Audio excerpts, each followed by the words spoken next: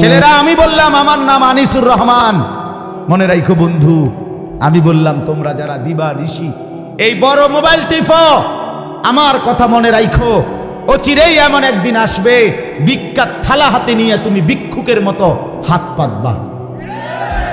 এটা আমার ভবিষ্যৎবাণী, মনে রাখো। তোমার বাপ, তোমার দাদা, তোমার পুরো হায়াত পর্যন্ত থাকতো না। কথা বলেন না কেন? বাপের টাকা নষ্ট করতেছ। যার যেই টাকাটা অনাদরে, অবহেলায়, বেহুদা এইভাবে শেষ হচ্ছে, প্রতিটা টাকার পিছনে অজস্র ঘাম জড়িত আছে। একটা টাকাও মাটির তলের থেকে ওঠে নাই, কষ্টের ঘাম ঝরিয়েই পয়সা রোজগার করে। ঠিক কিনা বলেন না? তুমি করো আর তোমার বাপই করুক আর তোমার ভাই করুক, দেশে থাইকা করুক আর বিদেশের জমিনে করুক, এক একটা টাকা উপার্জনের পিছনে কষ্ট আছে কিনা বলেন না? তো তুমি সেই কষ্টের টাকা, এই রক্ত পানি করা টাকা, ঘাম ঝরানো টাকা এইভাবে নষ্ট করে দিলা। এই নর্তকী দেখতে দেখতে, ছবি দেখতে দেখতে, উলঙ্গ নাচ দেখতে দেখতে। আহা, আমরা পড়ছি একবার কিতাবে, ইতিহাসে, এক নবাব, এই উপমহাদেশের এক হিন্দুস্তানের এক নবাব, তার একটা ছেলে একটা মেয়ে ছিল। নবাবের বহু জমি ছিল, নবাব তো নবাবই। ছেলেটা একদিন তার একজন কর্মচারী মেসের কাঠি, কথাটা মনোযোগ দিয়ে শুনে, মেসের কাঠি ধরাইছে। ধরাইবার পরে মেসের কাঠি ধরাইলে বারুদ, ওই যে মেসের কাঠির আগার মধ্যে যে বারুদ থাকে, এটা আগুনটা নিভা গেলে বারুদের একটা গ্রান আছে, বুঝিনি আমি, বারুদের একটা গন্ধ আছে। এই নবাবের পুত তে কর্মচারীকে বলল যে বারুদের গ্রানটা তো খুব দারুণ রে, আবার ধরাছে আরেকটা কাঠি। হেতে আরেকটা কাঠি ধরাইছে, হে আবার বারুদের গ্রান রয়েছে, আবার ধরাছে। এইভাবে এইবার তার কাছে এটা মজা লাগছে। নবাব দাদা যে এবার তারে নিয়োগ দিছে, কার্টুনের পর কার্টুন ম্যাসের কাঠি আনে, ম্যাস আনে, হেতে শুধু ধরায়, আর নবাব জাদায় শুধু ওই বারুদের গন্ধ কি করে নাকে শুধু, হেতে তেটে ভালো লাগে। আপনি কিনবেন এর বাল, ওটা নবাব না, ওটা তো নবাব জাদাই। মেয়েটা, নবাবের একটা মেয়ে বাজারে গেছে কাপড় কিনতে, গজ কাপড়। তো দোকানদারে কাপড় যে গজ কাপড় কাইটা দেয় কেচি দিয়া, এমনি একটা ফুঁস দিয়া এমনি একটা টান দেয়, ঠিক কিনা বলেন না? এমনি টান দিলে একটা আওয়াজ হয় কিনা একটা আওয়াজ। এই নবাবের মেয়ে কইতেছে দোকানদারে, আপনার এই যে কাপড় টান দিয়ে ছিঁড়লেন, আওয়াজটা তো খুব সুন্দর, আবার কাটেন তো দেখি আরেকটা। আবার কাটছে, আবার শুনছে। এইবার সে দাসীকে বলছে, থানে থানে কাপড় আনে, আর বলছে তোর কাম হইল শুধু এই কেচি দিয়া কাটবি ছিঁড়বি, কাটবি ছিঁড়বি। নবাব দাদা, খোদার কসম কিতাবে আমি নিজে পড়ছি, এই নবাবের এক ছেলে ম্যাসের কাঠির বারুদের অপচয়, আরেকজন অনর্থক কাপড় কাটার এই অপচয় করতে গিয়ে শেষ পর্যন্ত নবাবের সমস্ত জমিদারি শেষ হয়ে এই দুই সন্তান ভিক্ষার থালা হাতে নিয়ে মানুষের দুয়ারে হাত পাচ্ছে।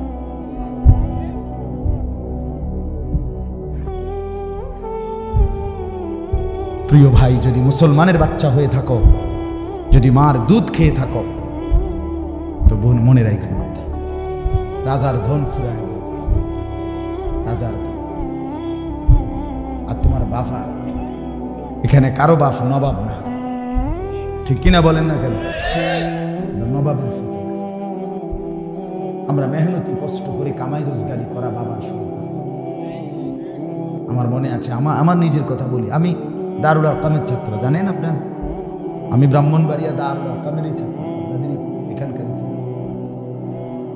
হ্যাঁ, আমি এই শহীদপুর বাজারে বহু আসছি ছাত্রজীবী।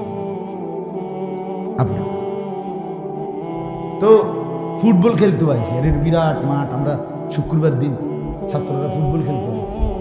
ছোট ছিলাম, শহীদপুর বাজার, এখানে বড় হুজুর রহমতুল্লাহ তাফসির শুনতে আমিও আসছি। আমার ছোটবেলায় এটা তো বিখ্যাত তাফসির। তো আপনার ছোট্টবেলায় 5 ভাই মাদ্রাসায় পড়তাম, 3 ভাই বোন, আব্বা প্রাইমারি স্কুলে মাস্টারি করতেন, মসজিদে নামাজ ইমামতি করতেন, খুব অল্প টাকা বেতন পাইতেন। অভাবের সংসারে এমনও দিন গেছে 1 কেজি আটার দাম থেকে আমার ছোট ভাই 2টা টাকা দোকানদার রে কইছে যে 1 কেজি আটা দেন, মাই কইছে তবে 2 টাকার কম দিয়েন। মাই কইছে 2টা টাকা আমারে দিতে কইছে, তো 1 কেজি আটার থেকে 2 টাকার কম দিয়া এই 2টা টাকা দিয়া ভাই মাদ্রাসার গেছে। হ্যাঁ, আমি একবার কুমিল্লা ট্রান্সপোর্টে করে শাসনগাছার থেকে আমি দারুল আরকাম আসতেছি আপনার, তখন আমরা ঘাটুরা 1 নম্বর গ্যাস ফিল্ডের সাথে একটা ভাড়া বাড়িতে মাদ্রাসা ছিল। আমি একেবারে প্রথম ছাত্র, প্রথম যেই বেজ দিয়ে সর্বপ্রথম যেই জামাত দিয়ে শুরু হয়েছে দারুল আরকাম, মেড্ডা পীরবাড়ি হুজুরের বাড়ির পাশে, আমি ওই সময়কার ছাত্র। তো 1992-93 সালের কথা।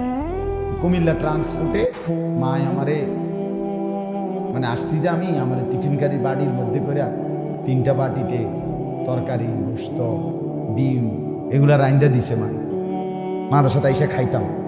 এই গাটুরা স্টেশনে আইসা যখন নামছি, বাসের থেকে নামতে গিয়া ছোট মানুষ বাড়িটা সহ লাভ দিয়া নামতে গিয়া পড়ে গিয়া বাটিটা খুললা তরকারি সব করে গেছে রাস্তা। আমি এমন কান্না কাঁদছি যে অজরে কাঁদছি, আহারে আমার মার কষ্টের বানানো তরকারি পড়ে গেছে। অভাবের সংসার থেকে মা কষ্ট করে এইটুকু তরকারি দিছে পুতের লাগে, সেই জীবন। তাইলে বাপ, প্রত্যেকটা মানুষ আজকের এই বাপদেরকে জিজ্ঞাসা করো, ছেলেরা কষ্ট করে কামাই করা এই পয়সা, সেটা তুমি 300 টাকা দিয়ে চুল কাটো, 500 টাকা দিয়ে চুল কাটো, তাও ইহুদিদের বেঈমানের কত রঙের কত ঢঙ্গের জামা পরো। একটা বড় মোবাইল পাইয়া তুমি মা ভুলে গেলা, বাবা ভুলে গেলা, আল্লাহ ভুলে গেলা, নামাজ ভুলে গেলা, দুনিয়া ভুলে গেলা, শুধু নারীর ছবি, নর্তকীর নাচ, জিনা ব্যভিচারের দৃশ্য। হায় হায় বন্ধু, এতেই মজা পেয়ে গেলা। তোমার ভবিষ্যৎ কি? তোমার আখিরাত কি? তুমি কি কবরে যাইবা না? তুমি কি মরবা না?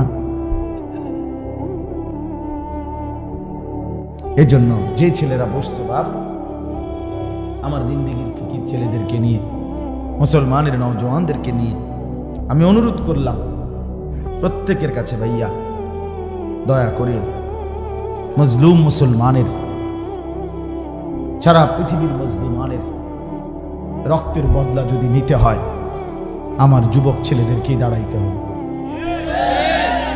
নওজওয়ান, তোমরা না আগাইলে ইসলাম আগাবে না। তোমরা জীবন বাজি না রাখলে আল্লাহর দ্বীনের জন্য লড়বে কে বাপ? খুন ঝরবে যুবকের, কলিজার খুন ঝরবে। এজন্য আজকে রাত গভীরে আমার নওজওয়ান ছেলেরা, মুরব্বীরা না, যুবক ছেলে, তোমরা সবাই ইনশাআল্লাহ এই একটা নিয়ত করো ভাইয়া, যে বড় মোবাইল প্রয়োজনে, যার প্রয়োজন যদ্দূর, অফিসিয়াল কাজ, মাদ্রাসার কাজ, স্কুলের কোনো কাজ, ব্যাংকের চাকরি, কোনো কাজ, ঠিক আছে, সেটা কাজেই ব্যবহার করব। বাকি ফালতু অনর্থক শুধু ছবি দেখার জন্য, নাচ গান দেখার জন্য আমরা এই বড় মোবাইল ব্যবহার করব না। এই নিয়তে কয়েকজন যুবক হাত উঠাও তো দিল থেকে। না না, সবাই উড়াই না, পাইকারি হাত উড়াইয়েন না। ছেলেরা উঠাও, ছেলেরা, বয়স্করা না, ছেলেরা উঠাও। ভাইয়া বলো, নিয়ত করো ইনশাআল্লাহ, জোরসে বলো ইনশাআল্লাহ। আল্লাহ আপনি হিম্মত দান, আল্লাহ আপনি তৌফিক দান। আমি আপনাদের কাছে একটু অল্প কথা, আমি আবারও বলছি, প্রয়োজনকে প্রয়োজনের মধ্যে রাখা, জরুরত তো জরুরত, ঠিক কিনা বলেন না?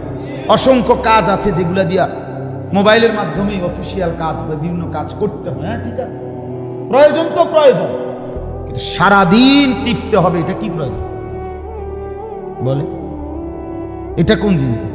পাঞ্জাবিওয়ালা যারা আছেন, টুপিওয়ালা হুজুর যারা আছেন, আপনাদেরকেও বলি বন্ধু, ডাইরেক্ট কথা আমার, গায়ে লাগলেও কিছু করার নাই।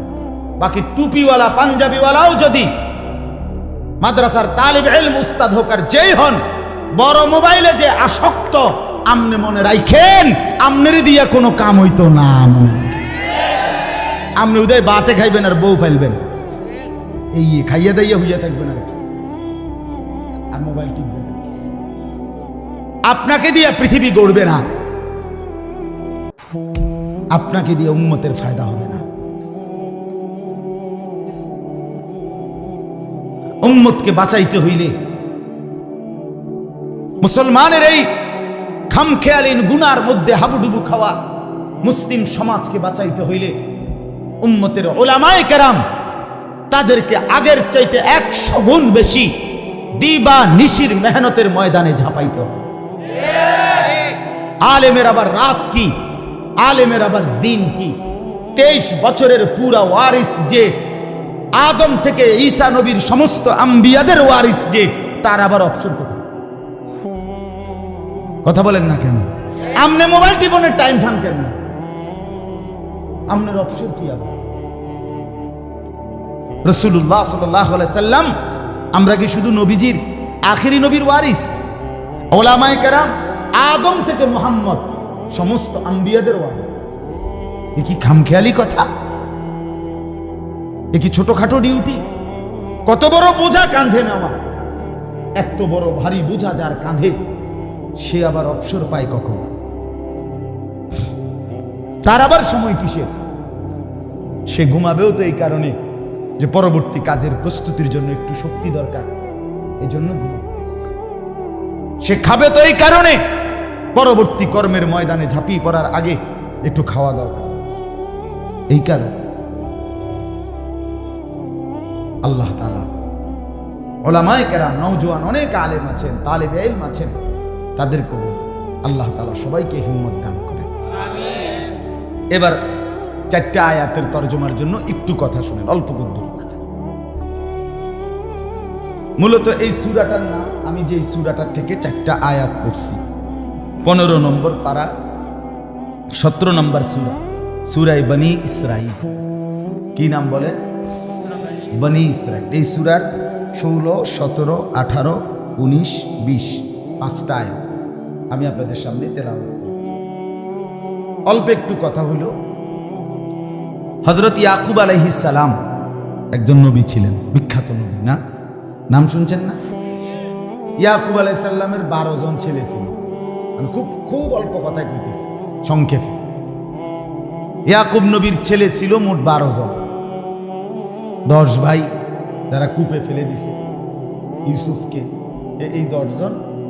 ইউসুফ আলাইহিস সালাম একজন, ইউসুফ আলাইহিস সালামের আপন মার ঘরে এক ভাই, ছোট ভাই বিনিয়ামিন। এই কয়জন হইল? এই 12 জন।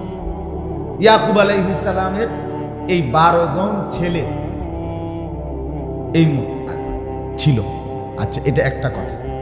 ইয়াকুব আলাইহিস সালামের 2টা নাম, একটার নাম হলো ইয়াকুব, আরটা হলো ইসরাইল। এই দুটোটাই কার নাম? ইয়াকুব আলাইহিস সালামের নাম।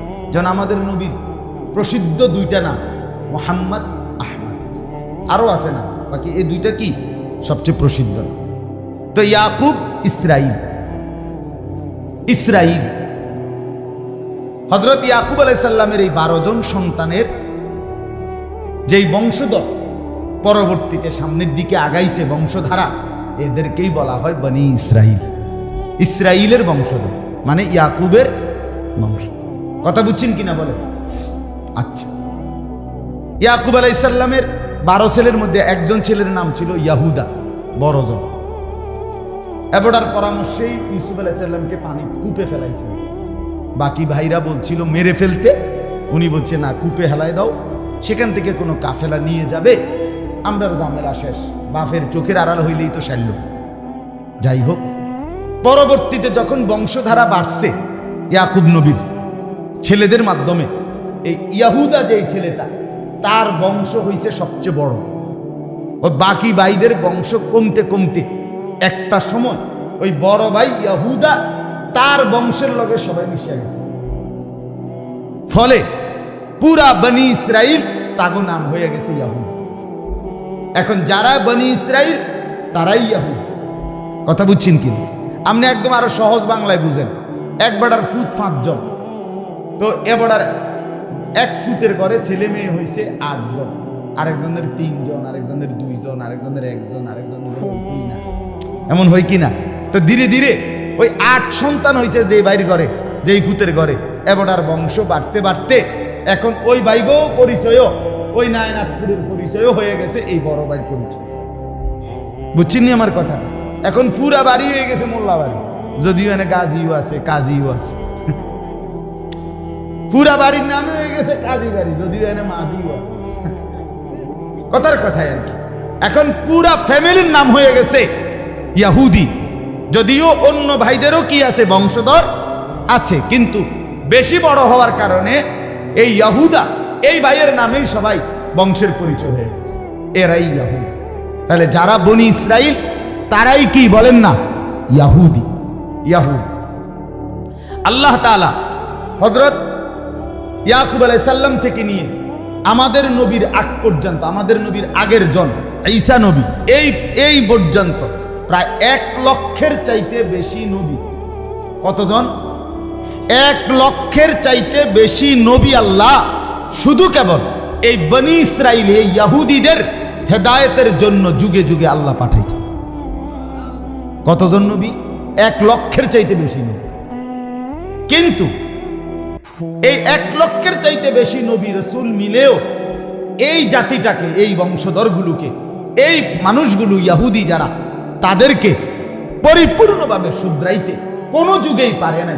বরং প্রত্যেক যুগে এই বনি ইসরাইল ইয়াহুদিরা সর্বোচ্চ সংখ্যক আল্লাহর নাফরমানি করত। অল্প 2, 4, 5 জন 10 জন হাতে গোনা তারা ছিল অনুগত, বাকি সব ছিল নাফরমান। একেবারে প্রথম থেকে নিয়ে এই ইয়াহুদিরা যেদিন থেকে তাদের শুরু, সেদিন থেকে তাদের হারামি, অসভ্যতা, নষ্টামি, দুষ্টামি, যত রকমের মন্দ গুণ এটা তাদের মধ্যে ছিল সব যুগ। ইবলিস শয়তান, যেটা মেইন শয়তান, তাগতে বুদ্ধি নেই। হ্যাঁ, ইবলিসের নিজস্ব অফিস আছে, ডাইরেক্ট ইসরায়েল হেড অফিস। ইবলিস বুদ্ধি লয়, ইবলিস আটকাইয়া গেলে তারাতে বুদ্ধি নেই। এমন শয়তান, এমন দুষ্ট। এই 1 লক্ষের চাইতে বেশি নবীকে জ্বালাইয়া কইলা কইলা করে তাদের সবচেয়ে উল্লেখযোগ্য নবী ছিল বনি ইসরাইল ইয়াহুদীদের সবচেয়ে বড় প্রসিদ্ধ নবীর নাম হলো মুসা আলাইহিস সালাম, যিনি তার পুরাটা হায়াত তাদের সংশোধনের পিছনে ব্যয় করছেন, কিন্তু উনাকে তারা একদিন শান্তি দিয়েছেন। উনি যদি বলতেন ডাইন, হেরা কইতো বাম। উনি যদি কইতো উত্তর, হেরা কইতো দক্ষিণ। মানে যেটা উনি বলতেন এটারই বিরোধিতা করত, এটার বিরুদ্ধে, এটার পাল্টা 100টা প্রশ্ন কইরা এটারে জগা খিচুড়ি বলছে। একটা গাবি কোরবানি দিতে মুসা নবী এদেরকে ইয়াহুদি শুরু করছে এটার উপরে প্রশ্ন, গাবিটা কিরু, বাইক ফালুন না মাঠে ফালুন, গাবির বয়স কত, গাবির গায়ের রং কি, ফুরাটা এক কালার না বিত্তে বিত্তে অন্য কালার, কথা বুঝছেন? আচ্ছা যদি হয় সাদা, তো বা মনে করেন গোলাপি, তো গাঢ় গোলাপি না হালকা গোলাপি। মানে এইভাবে এটার জিগাইতে এটার BS CS RS খতিয়ান খুললা শেষে এটা আর খুঁজে পায় না। এইরকম অসুবিধা, মানে যেটা কইতো ওইটার মধ্যে 13টা প্রশ্ন কইরা এটারে নষ্ট করছে। শুধু তর্ক, মানে ঠাট্টা করতো বেশি, উপহাস করতো, তামাশা করতো। এটা ইহুদিদের অভ্যাস, এই সর্বদা তুচ্ছ তাচ্ছিল্য করা, ঠাট্টা করা। এ আসে আরে কিরে তুই কিতা করস বুড়ি। আমাদের অনেক ছেলে দেখে 3টার সময় বাইরে, রাত 10টা বাজে, কয় ঘন্টা কথা কয় না, 7 ঘন্টা মানুষে ঘুরে কেমনি, তুই এমনি ঘুরলে তো পৃথিবী শেষ হয়ে যাওয়ার কথা। কথা বুঝছেন না? ডেলি যদি একটা ছেলে 7 ঘন্টা ঘুরে, এতে তো পৃথিবী শেষ হয়ে যাওয়ার কথা না। হে ঘুরে, হাসে, খামখেয়ালি, এই তুচ্ছতা ছিল, অবজ্ঞা, খামখেয়ালি, এটা ইহুদিদের অভ্যাস। নাউযুবিল্লাহ। মুসা নবী বলল যুদ্ধ করতে চলো কাফেরদের সাথে। কইল কি, আমনে আর আমনের খোদা মিল্লা, আপনারা দুজন আগে শুরু করেন, বাইল ভালো দেখলে আমরা আসমু, নাহলে আমরা বই না। আল্লাহর সাথে তামাশা করি, মানে ঠাট্টা করি। আল্লাহ কোরআনে বলছে ওয়াবালাউনাহুম বিল হাসানাতি ওয়াস সাইয়্যাত, ইহুদিদেরকে আমি কখনো সুখ দিয়া কখনো দুঃখ দিয়ে দোনোভাবে পরীক্ষা করছি, দোনো অবস্থাতে তারা আমার নাফরমানি করছে। যখন অঢেল সম্পদ দিছে তাদেরকে আল্লাহ ইহুদিদেরকে, তারা কইতো কি জানেন? কোরআনে আছে ইন্নাল্লাহা ফাকিরুন নাহনু আগনিয়া, আল্লাহ হলো ফকির, আমরা হইলাম ধনী। আল্লাহ বলেন এরপরে অভাব দিয়া দারিদ্রতা দিয়া ভিক্ষার থালা হাতে উঠাই দিছে। এবারে মানুষের জিগা কিও নাই মাতবুরি, বুঝেন নাই কথাটা? অঞ্জেকের ভিক্ষা করো কয়, এবার বলে কি ইয়াদুল্লাহি মাগলুলা, আল্লাহর হাত ছোট হইয়া গেছে, হেবাটার দ্বারে নাই দিব।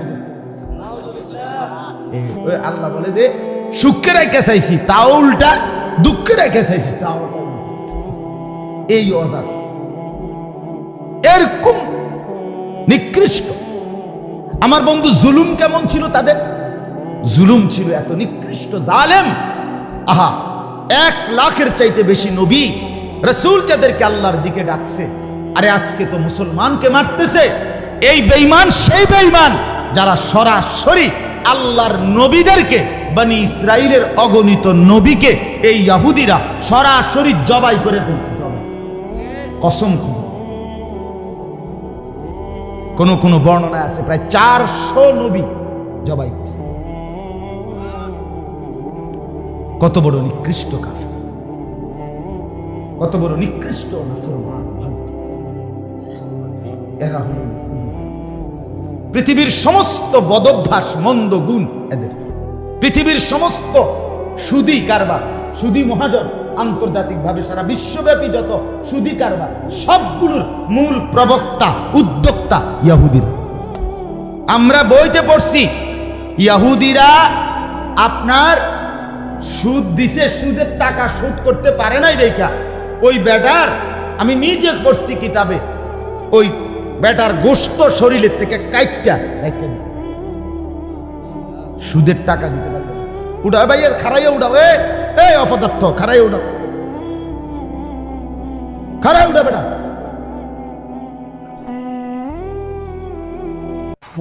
এতক্ষণ লাগাইয়া কারে বললাম, কলিজাটা মানে নিয়ে এবার কোন আমারে না, আপনাদের বিবেকে কি বলে বলেন না বাপ? আমি এতক্ষণ লাগাইয়া কারে বলছি, এরপরে কি আর দুঃখটা মানে মন্দারে? সে এখানে বসে বসে ঘুরে ঘুরে এটারে ভিডিও করতে, তুই মানুষগুলোর ছবি উঠে কি ফায়দা?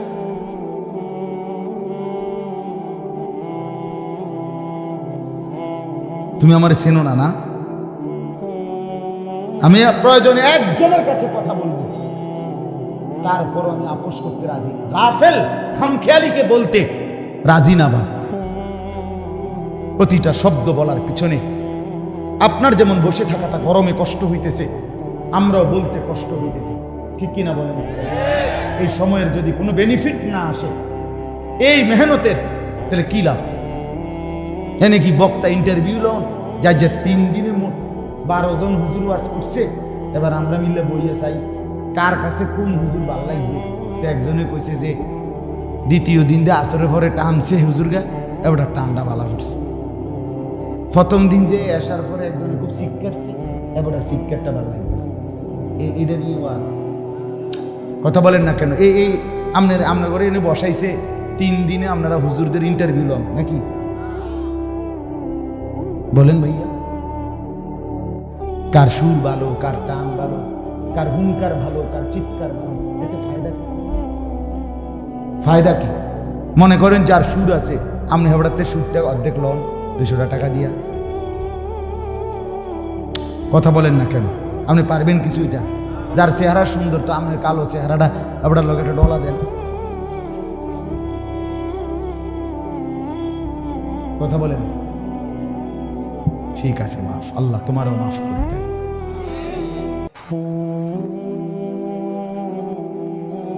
চলেন তো, এই ইহুদিরা আপনার সর্বযুগে নবীদেরকে কষ্ট দিয়েছে। এরপরে আসেন দ্রুত আমরা সংক্ষেপে চলে আসি আমাদের নবীর কাছে। আমাদের নবী সাল্লাল্লাহু আলাইহি সাল্লাম মক্কা থেকে হিজরত করে কই গেছিলেন কন্ত?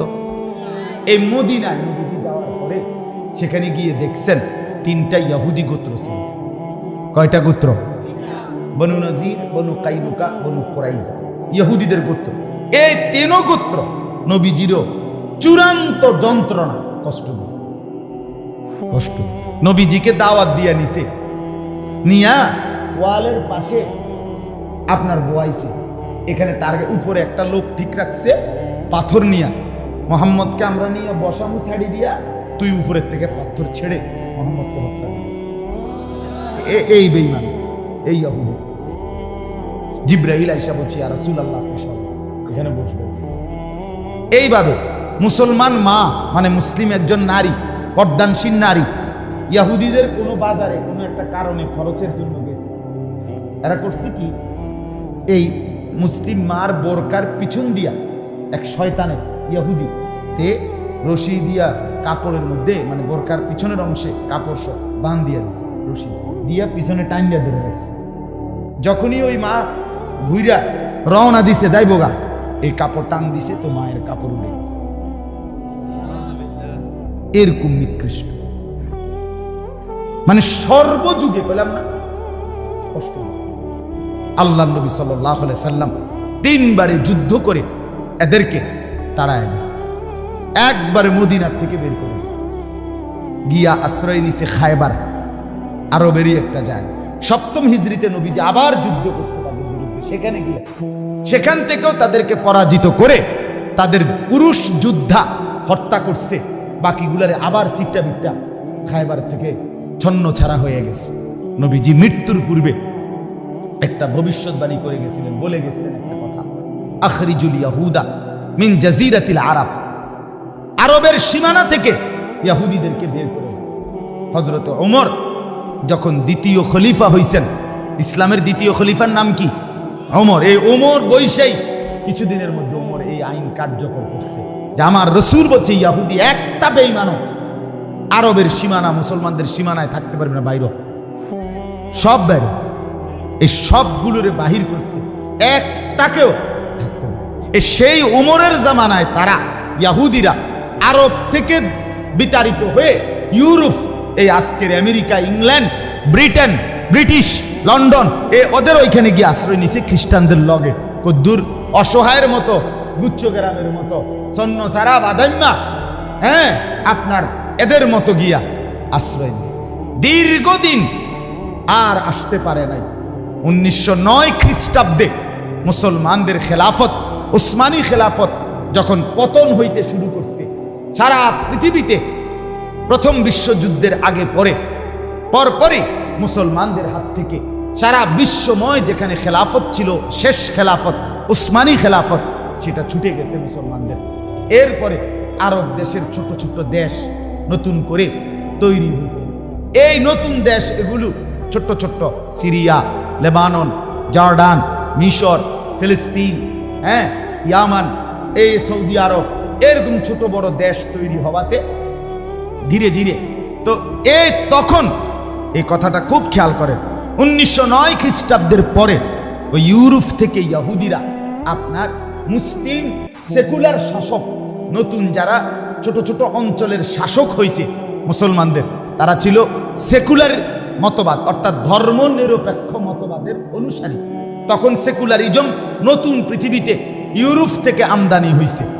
তারা এই ইহুদিরা আইসা বলছে মুসলিম শাসকদের কাছে যে আমরা আপনাদের এই বাইতুল মুকাদ্দাসের পাশে জেরুজালেমের লগে হাজার শত শত একর জায়গা, অনেক জায়গা এমনি পড়ে রয়েছে খালি বেহুদা, আমগরে কদ্দুর জায়গা যদি হয় এমনি দেন, নইলে ভিক্ষা দেন, নাই তো টাকা দিয়ে দেন, আমরা মূল্য দেব, কদ্দুর জায়গা আমরা কোনো রকম, আমরা ভিটামাটি নাই, আমরা ওই ইউরোপ থেকেও তারা চূড়ান্ত মাইর খাইছে। কথা বুঝছেন না? বিশেষ করে আপনারা জানেন অ্যাডলফ হিটলার জার্মানির, সে 60 লক্ষ ইহুদি, নিজে কিন্তু সে মুসলমান না, সে খ্রিস্টান, কিন্তু সে হত্যা করছে কত লক্ষ ইহুদি। তারে জিগাইছিল, আমি নিজে করছি, এই হিটলারকে জিজ্ঞাসা করছিল আপনি 60 লাখ ইহুদি কেন হত্যা করলেন? সে দারুণ কথা কইছে, আপনি অবাক হয়ে যাবেন তার উত্তর শুনে। হে কয় কি, আরো 10 লাখ হত্যা করি নাই আর আছে রাইখা দিছি, এই 10 লাখ আমি যেগুলো মারি নাই রাইখা দিছি, এরাই উত্তর দিবে তোমাদেরকে 60 লাখ কিনলে কেন? বুঝেন না আপনি কথাটা? মানে এই 10 লাখের যন্ত্রণা তখন তোমরাই মনে করবা আহা হিটলার মাইরা তো লাইছিলাই এ কোনা খান কিনলে কে রাখতে, ক্ষেতটা তো তুমি সাফ করছিলা, কোনাটা কিনতে রাখতে দিলাম, এই ডাকাত কিনলে কে তুই রাখলা। বুঝছেন? এই জন্য সে বলছিল পরে 10 লাখই আপনাদেরকে বুঝাই দিবে, উত্তর দিবে আমি আগের টিকির লেগে মারছি।